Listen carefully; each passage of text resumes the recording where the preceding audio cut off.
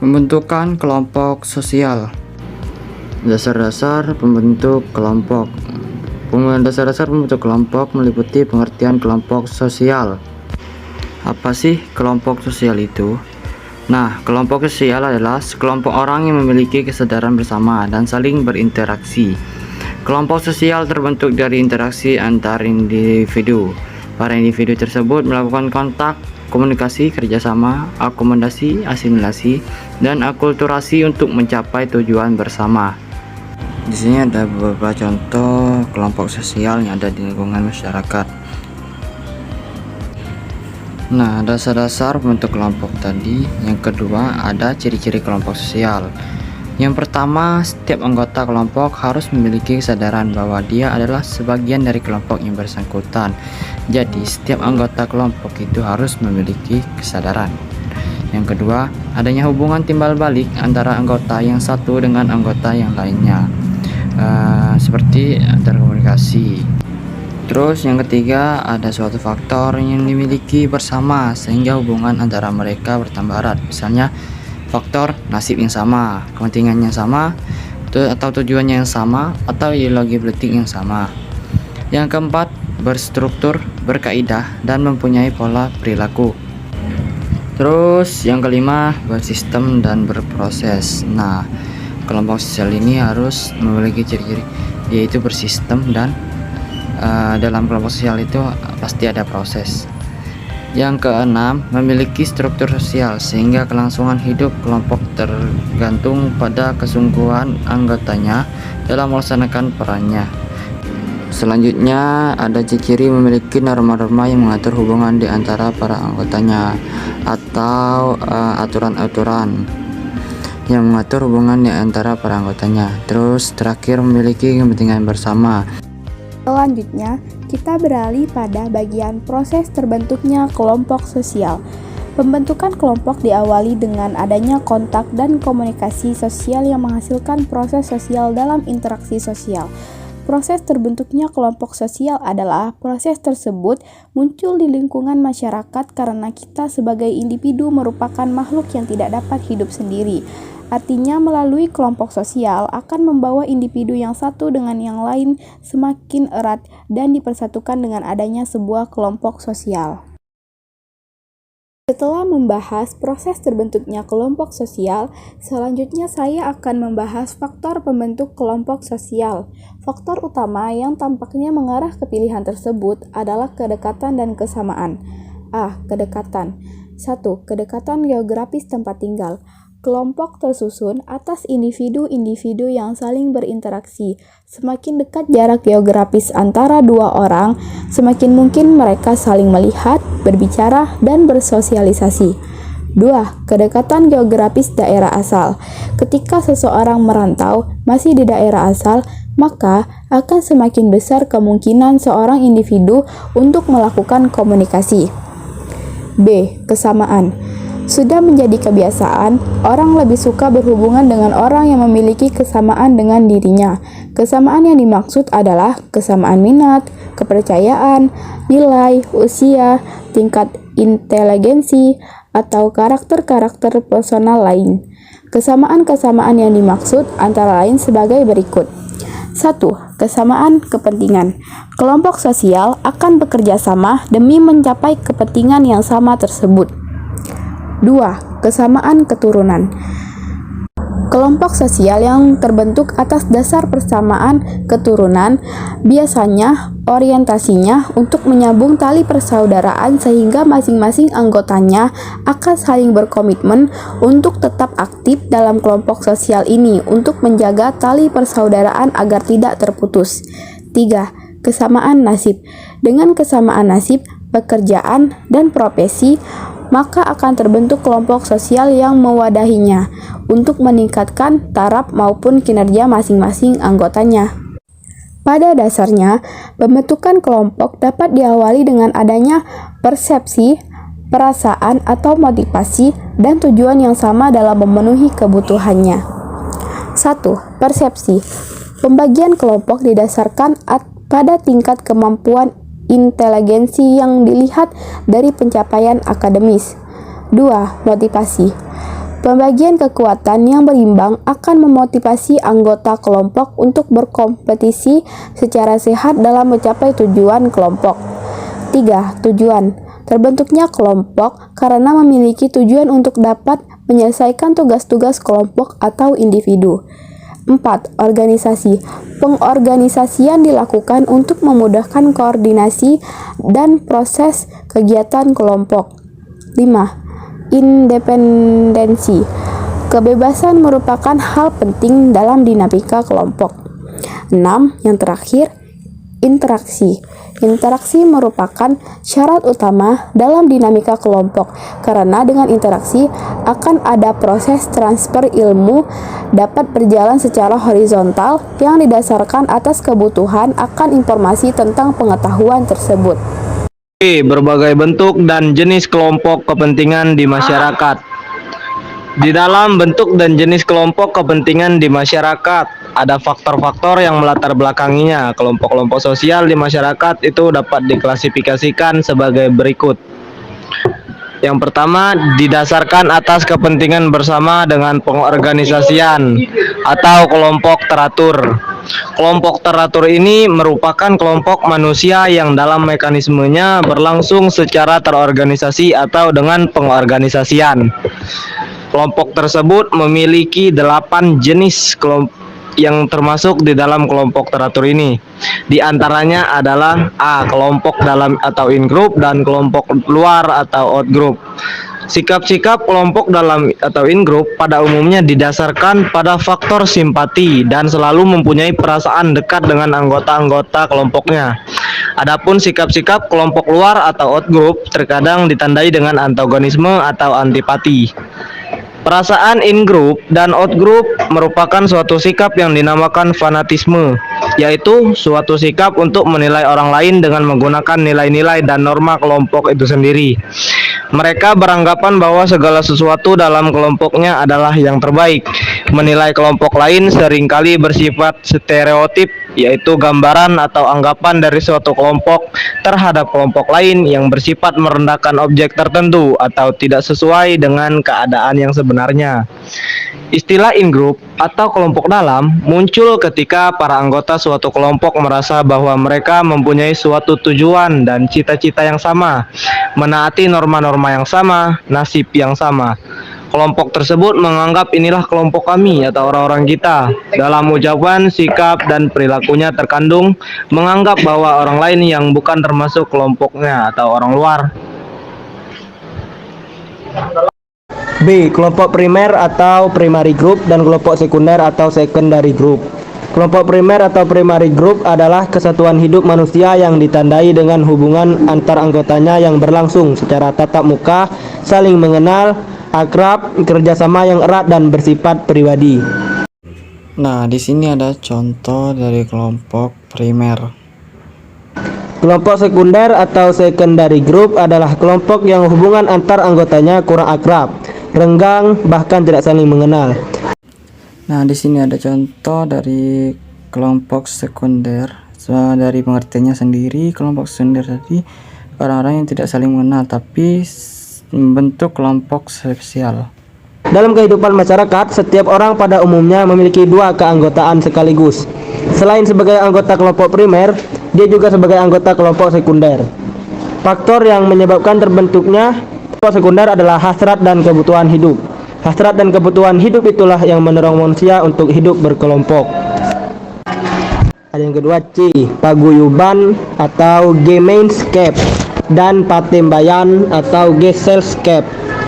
Ferdinand Tönnies mengemukakan bahwa paguyuban adalah bentuk kehidupan bersama yang para anggotanya diikat oleh hubungan batin yang murni dan bersifat alamiah serta kekal. Dasar hubungan tersebut adalah rasa cinta dan rasa kesatuan batin yang memang telah dikodratkan. Suatu kelompok sosial dinamakan paguyuban apabila mempunyai beberapa ciri berikut. 1. Intimate, yang artinya hubungan menyeluruh yang mesra dan akrab. Kedua, private, atau hubungan yang bersifat pribadi, yaitu khusus untuk beberapa orang saja. Yang ketiga, eksklusif.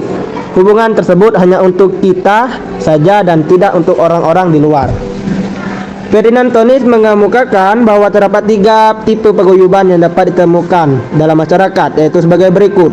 1. Gamescape by blood merupakan gamescape berupa ikatan yang didasarkan pada ikatan darah atau keturunan. Yang kedua, gamescape of place merupakan suatu paguyuban yang terdiri atas orang-orang yang berdekatan tempat tinggalnya sehingga dapat saling tolong-menolong. Yang ketiga, gamescape of mean merupakan suatu paguyuban yang terdiri atas orang-orang yang walaupun tidak memiliki hubungan darah ataupun tempat tinggalnya tidak berdekatan, tetapi mereka memiliki jiwa dan pikiran yang sama karena ideologi yang dianut sama. Ada Gesellschaft atau patembayan adalah ikatan untuk jangka waktu yang pendek, bersifat normal dan mekanis sebagaimana dapat diumpamakan dengan sebuah mesin, misalnya ikatan antar pedang serta organisasi buruh dalam suatu pabrik. Dalam patembayan, pertentangan-pertentangan yang terjadi dapat dibatasi karena dalam patembayan terdapat public life, yang artinya bahwa hubungannya bersifat untuk semua orang. Batas-batas antara kami dengan bukan kami menjadi kabur. D. Kelompok formal, formal group, dan kelompok informal atau informal group. Kelompok formal adalah kelompok-kelompok yang mempunyai peraturan yang tegas dan sengaja diciptakan oleh anggota-anggotanya untuk mengatur hubungan antara anggota-anggotanya. Hubungan antara anggota berlangsung secara terordinasi melalui usaha-usaha untuk mencapai tujuan berdasarkan bagian-bagian organisasi yang bersifat spesialisasi. Kegiatannya didasarkan atas aturan-aturan yang sebelumnya sudah ditentukan. Sedangkan kelompok informal group adalah kelompok yang tidak mempunyai struktur dan organisasi yang pasti. Kelompok-kelompok tersebut biasanya terbentuk karena pertemuan-pertemuan yang berulang kali. Dasar pertemuan-pertemuan tersebut adalah kepentingan-kepentingan dan pengalaman-pengalaman yang sama. Ekstrakurikuler pasukan pengibar bendera Paskibra merupakan salah satu contoh kelompok formal yang terdapat di lingkungan sekolah. Sedangkan contoh dari kelompok informal seperti teman sebaya, membership group dan referensi group. Membership group adalah suatu kelompok di mana setiap orang secara fisik menjadi anggota kelompok tersebut. Batas-batas siapa yang dipakai untuk menentukan keanggotaan seseorang pada suatu kelompok secara fisik tidak dapat dilakukan secara mutlak karena perubahan keadaan dapat memengaruhi derajat interaksi di dalam kelompok tersebut, sehingga mungkin dia sudah tidak terlalu sering berkumpul dengan kelompoknya walaupun dia belum keluar dari kelompok tersebut. Contoh dari membership group yaitu PGRI. Sedangkan referensi group adalah kelompok sosial yang menjadi ukuran bagi seorang yang bukan anggota dari kelompok tersebut untuk membentuk pribadi dan perilakunya. Paul B. Horton dan Chester L. Hunt mengemukakan bahwa yang dimaksud referensi grup adalah kelompok apapun yang menjadi model atau pedoman bagi penilaian dan tindakan seseorang. F. Kelompok besar, big group, dan kelompok kecil atau small group. Besar kecilnya suatu kelompok ditentukan oleh kriteria tugas-tugas sosial dan jumlah anggotanya. Tugas-tugas tersebut mencangkup pemenuhan kebutuhan dasar guna mempertahankan kehidupan masyarakat. Kelompok besar ini sendiri adalah kelompok yang memiliki jumlah anggota relatif besar dan biasanya terbentuk dari beberapa kelompok kecil yang masing-masing kelompok menangani tugas tertentu. Kebutuhan sosial yang dinilai umum sebagai kebutuhan dasar harus selalu ada dalam setiap masyarakat, yaitu ekonomi, politik, pendidikan, keagamaan, kesenian, dan sebagainya. Di sini ada kelompok besar yang sudah kami cari sendiri. Sedangkan kelompok kecil ini sendiri adalah kelompok yang jumlah anggotanya relatif kecil atau paling sedikit 2 orang dan dibentuk atas dasar kebutuhan atau kepentingan kecil dan spesifik. Manusia mempunyai kemampuan yang terbatas dan sebagainya. Keadaan yang demikian menyebabkan timbulnya kelompok kecil. Contohnya kelompok belajar dan kelompok diskusi. G. Kelompok okupasional dan kelompok volunteer. Kelompok okupasional adalah kelompok yang terdiri atas orang-orang yang melakukan pekerjaan sejenis. Kelompok okupasional biasa terdapat pada masyarakat heterogen. Pada masyarakat ini berkembang sistem pembagian kerja yang semakin didasarkan pada pengkhususan atau spesialisasi. Warga masyarakat melakukan pekerjaan sesuai dengan bakat dan kemampuan masing-masing. Contoh kelompok okupasional ini sendiri seperti IDI, Ikatan Dokter Indonesia. Sedangkan kelompok volunteer mencakup orang-orang yang mempunyai kepentingan sama, namun tidak mendapatkan perhatian masyarakat yang daya jangkauannya semakin luas. Mereka mencoba memenuhi kepentingan anggota dengan kemampuan yang dimilikinya, sehingga tidak mengganggu kepentingan masyarakat secara luas. H. Kelompok menekan atau pressure group dan kelompok kepentingan atau interest group. Kelompok penekan yaitu suatu institusi politik yang dipergunakan oleh masyarakat untuk menyalurkan aspirasi dengan tujuan untuk memengaruhi juga membentuk suatu kebijakan pemerintah. Kelompok penekan memiliki kedudukan yang dapat memaksa pihak yang ada di dalam pemerintahan untuk melakukan sesuatu ke arah yang diinginkan. Beberapa cara yang efektif untuk digunakan, misalnya propaganda dan persuasi. Kelompok menekan bisa muncul lebih dominan dari partai politik, yaitu pada saat peranan atau fungsi dari partai politik tidak dapat diharapkan dalam mengangkat suatu isu sentral yang mereka perjuangkan. Sedangkan kelompok kepentingan adalah sekumpulan orang yang memiliki tujuan, sikap, dan kepercayaan yang sama untuk mengorganisasikan diri dalam melindungi serta memperjuangkan kepentingan atau tuntutan kelompok itu. Kegiatan dari kelompok kepentingan ini pada umumnya berhubungan dengan hal yang lebih terbatas melalui sasaran yang monolitis serta intensitas usaha yang tidak berlebihan. 2. Didasarkan atas kepentingan bersama tanpa pengorganisasian atau kelompok tidak teratur.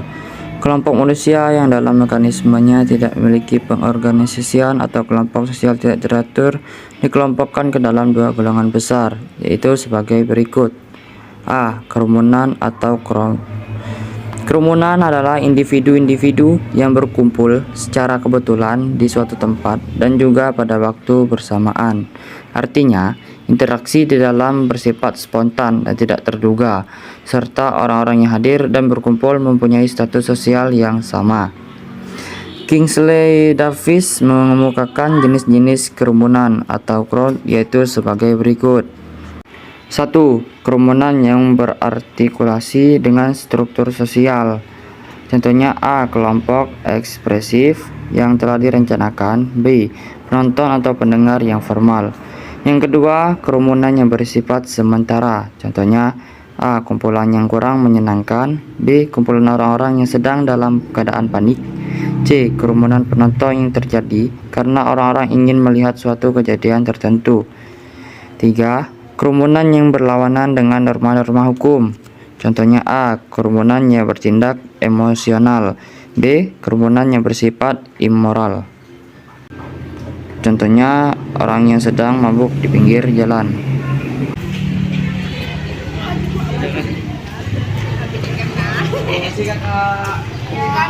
Kami mendapatkan tugas untuk meneliti kelompok sosial. Kalian kan di sini sedang berbincang-bincang kayak gitu. Terus di sini kami akan menanyakan pertanyaan. Pertama, gimana sih kalian bisa temenan kayak ini? Berasal dari mana? Kami bertiga kenal dari SD. Kalau sama mereka berdua waktu di SMA. SMA berkenal. Ya. Kelas. Tidak berdua sekelas. Ini kami bertiga juga dah. Kan? Gimana kenal? Kalau kenal sama ini, pas waktu masuk SMA, satu kelas. Satu kelas. Terus kalau ajak kenal di mana? Masing-masing. Terus kalau Ika ini misalnya kumpul, nah, bahas apa ya, Dok? Banyak yang dibahas, random. Ini biasanya ada tak Ika misalnya konflik antara Ika sama suara. Anak baik. Terus ikannya terbentuk apa yang disengaja atau tidak, misalnya ikannya komunikasi dulu kan, misalnya yuk kita kumpul, misalnya apa sengaja langsung kumpul, misalnya Sengaja. Oh nah coba ya, makasih ya. Sama-sama. B. Publik adalah kelompok yang bukan merupakan kesatuan. Interaksi terjadi secara tidak langsung melalui alat-alat komunikasi seperti radio, desas-desus, atau film yang memungkinkan publik untuk memiliki pengikut yang lebih luas dan lebih banyak.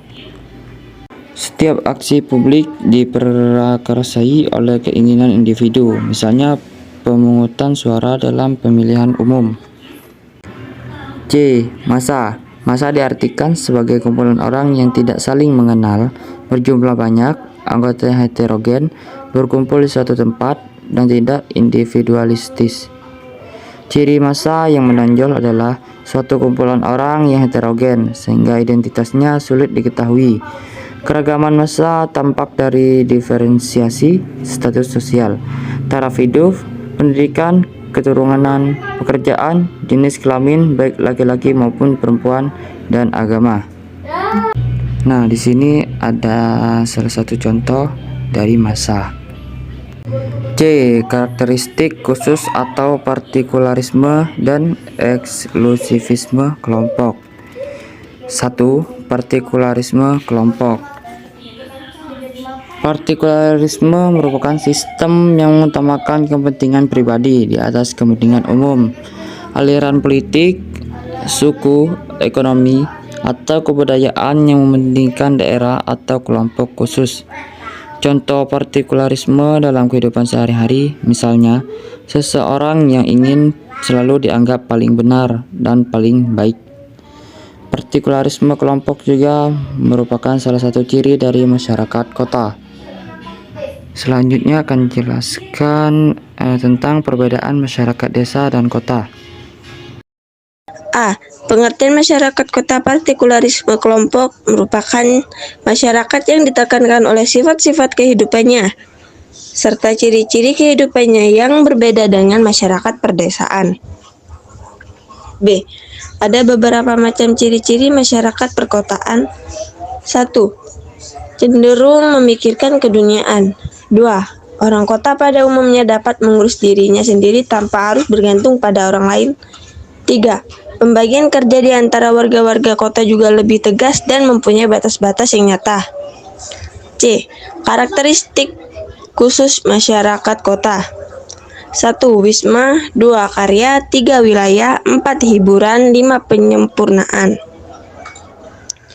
2. Eksklusivisme kelompok adalah sebuah sikap atau keadaan adanya kecenderungan untuk memisahkan diri dari masyarakat. Salah satu contohnya yaitu adalah masyarakat desa. Masyarakat tradisional dengan ciri-ciri sebagai berikut. 1. Aktivitas. 2. Orientasi kolektif. 3. Partikularisme. 4. Adskripsi. Ciri-ciri masyarakat perdesaan di Indonesia pada umumnya dapat disebutkan sebagai berikut. A. Homogenitas sosial. B. Hubungan primer. C. Kontrol sosial yang ketat. D. Gotong royong. E. Ikatan sosial. F. Magis religius. G. Pola kehidupan. 3. Karakteristik khusus atau partikularisme dan eksklusivisme kelompok. Kelompok partikularisme merupakan kelompok yang lebih mengutamakan kepentingan golongan di atas kepentingan umum. Eksklusivisme adalah adanya sikap individu dan kelompok mengisolasikan diri terhadap pihak lainnya. Berikut beberapa ciri perbedaan di antara masyarakat desa dan kota. A. Jumlah penduduk. Adapun kota memiliki penduduk yang jumlahnya lebih banyak daripada desa. B. Lingkungan hidup. Lingkungan hidup di perdesaan terasa lebih dekat dengan alam, bebas, udaranya bersih, sinar matahari cukup, Sedangkan kalau di kota, lingkungan perkotaannya yang sebagian besar dilapisi beton dan aspal. Bangunan-bangunan menjulang tinggi saling berdesak-desakan. C. Sistem mata pencarian. D. Sistem sosial.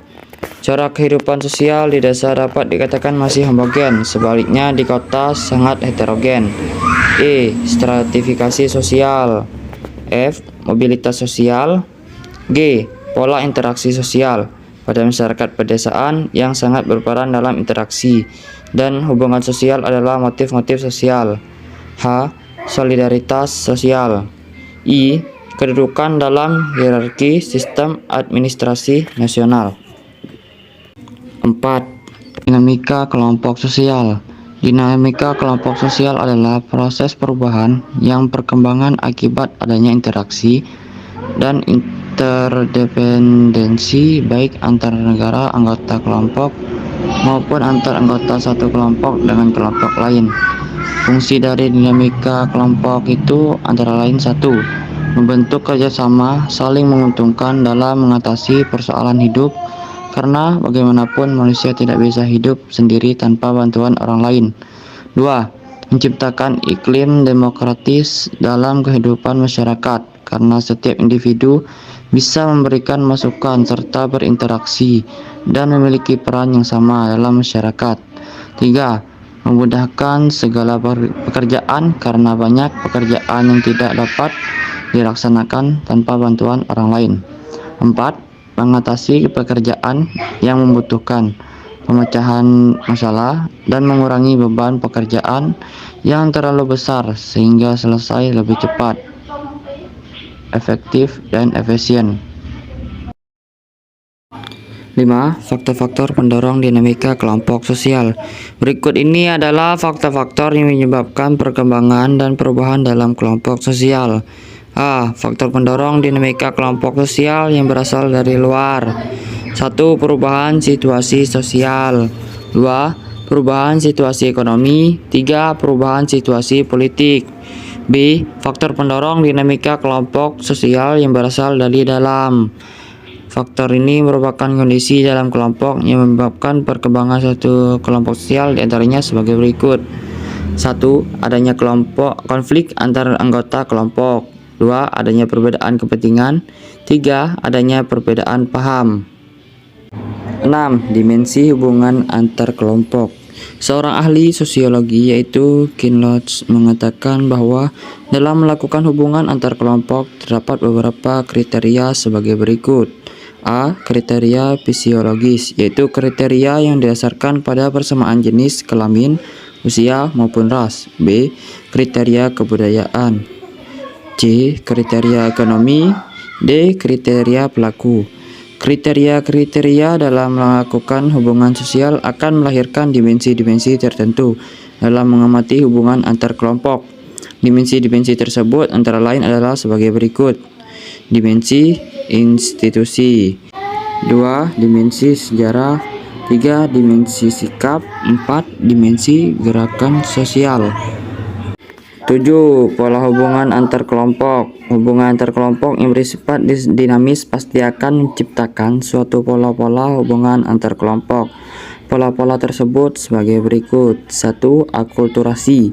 Pengertian akulturasi menurut Kontajaraningrat adalah suatu proses sosial yang terjadi jika terdapat kelompok sosial dengan kebudayaan tertentu dihadapkan dengan kebudayaan asing.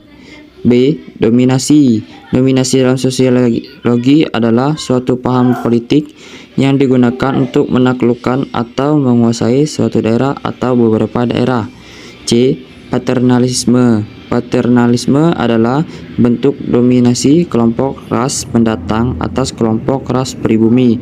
D. Integrasi. Integrasi sosial secara sosiologi adalah proses penyesuaian di antara unsur-unsur sosial yang saling berbeda seperti norma, nilai, pranata, sistem religi, peranan sosial, lembaga sosial, dan lain-lain. E. Pluralisme artinya suatu paham atau pandangan hidup yang mengakui dan menerima adanya kemajemukan atau keanekaragaman dalam suatu kelompok masyarakat. Itu saja video pembelajaran penjelasan sedikit tentang kelompok sosial yang dapat kami jelaskan. Sekian, kami ucapkan terima kasih. Jika ada salah kata, kami mohon maaf. Kami akhiri. Wabillahi taufiq wal hidayah. Assalamualaikum warahmatullahi wabarakatuh.